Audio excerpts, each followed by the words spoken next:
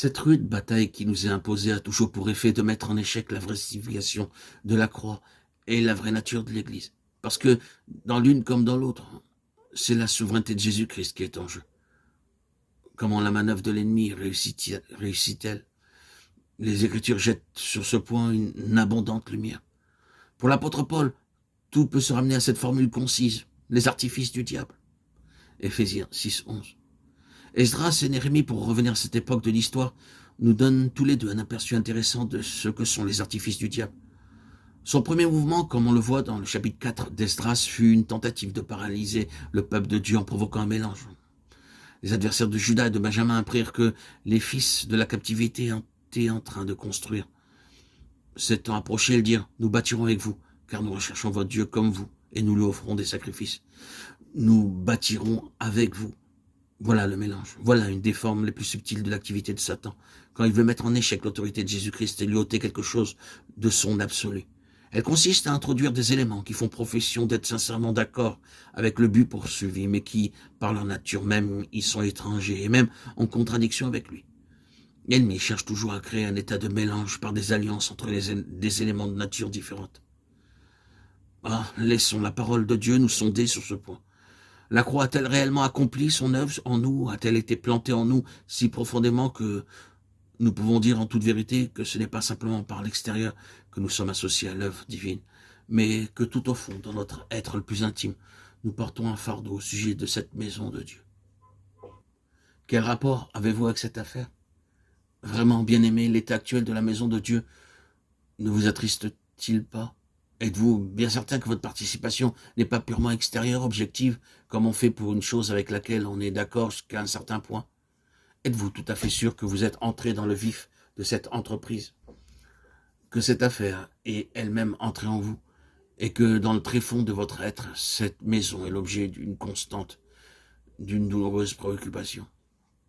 Les adversaires d'Esdras et de Néhémie, car enfin malgré tout, ce qu'ils disent et prétendent être, ils sont quand même des adversaires. Ces adversaires n'avaient aucune préoccupation de cet ordre-là. Ils n'étaient pas vraiment en souci, ils n'avaient pas le cœur chargé au sujet de cette maison, comme nous le voyons par la suite du récit.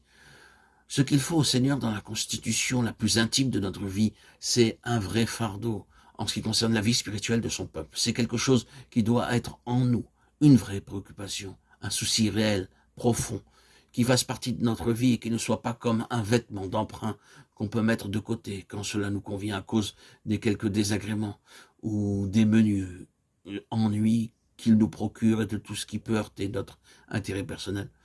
Ce sont les gens de cette dernière sorte qui ne sont touchés que superficiellement, que Jean désigne fort justement quand il parle de « ils sont sortis du milieu de nous, mais ils n'étaient pas des nôtres ». 1 Jean 2,19.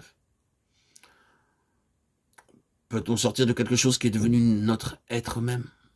Nous avons peut-être pensé une fois ou deux à y renoncer, à nous retirer, mais quand nous avons réalisé que ce que nous avions peut-être appelé une chose et dont nous allions nous séparer s'est trouvé faire tellement un avec nous, il nous a été impossible de nous séparer de ceux avec qui nous étions associés.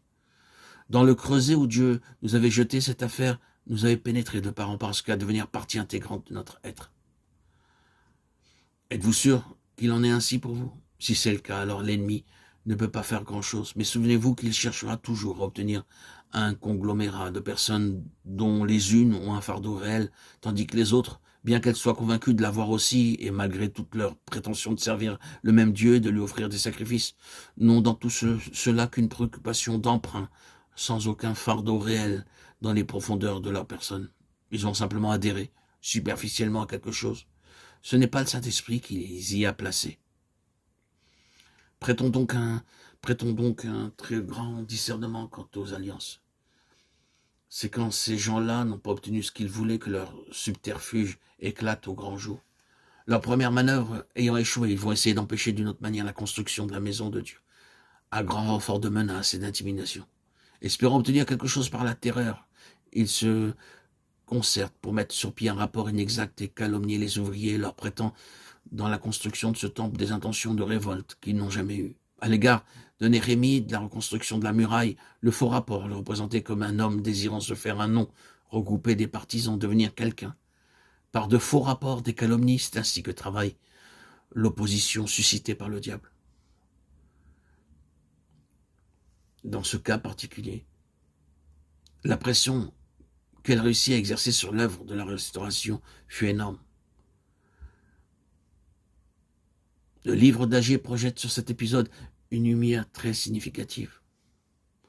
Nous nous souvenons qu'au début de ces prophéties qui devaient donner un renouveau de vie à la construction du temple, on trouve cette parole. Ce peuple dit, le temps n'est pas venu, le temps de la maison de l'Éternel pour la bâtir. Pourquoi? Ils se sont heurtés à l'opposition terrible, à l'opposition soutenue de leur adversaire. Et l'adversaire ne s'est pas simplement opposé du dehors, il s'y est pris de l'intérieur en faisant une suggestion insidieuse, qui était la suivante. Vous voyez, toutes ces difficultés, tous ces ennemis, ces persécutions, ces calomnies, elles signifient ceci, c'est que Dieu ne veut pas que vous vous occupiez de cette affaire. La conclusion à en tirer, c'est que le temps de Dieu n'est pas venu. Si le temps de Dieu était venu, l'affaire viendrait à bonne fin, sans aucune difficulté. Mais en a-t-il jamais été ainsi?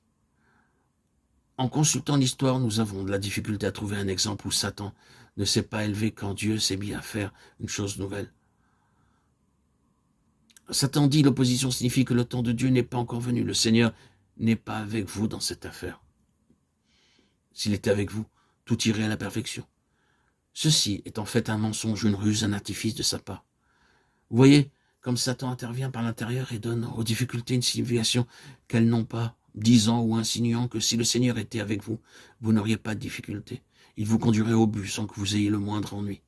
C'est bien là un mensonge de l'ennemi, mettre l'œuvre de Dieu en échec, par tous les moyens imaginables, à cause de tout ce que représentera pour lui le triomphe du peuple de Dieu. Demandez à Dieu de vous montrer la signification de tout cela, pour que cette parole manifeste des effets réels dans votre propre vie, et qu'il puisse obtenir, lui, ce que son cœur désire. Et n'oubliez pas que l'ennemi cherchera à vous frustrer du résultat.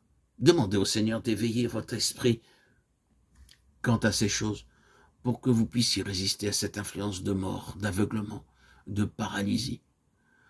Nous devons prendre position pour le témoignage du Seigneur. Si le Seigneur cherche à réaliser quelque chose, je me refuse à toute paralysie de l'esprit ou de la pensée, à toute influence de mort. Je prends fermement position pour l'aboutissement entier de toute la pensée de Dieu.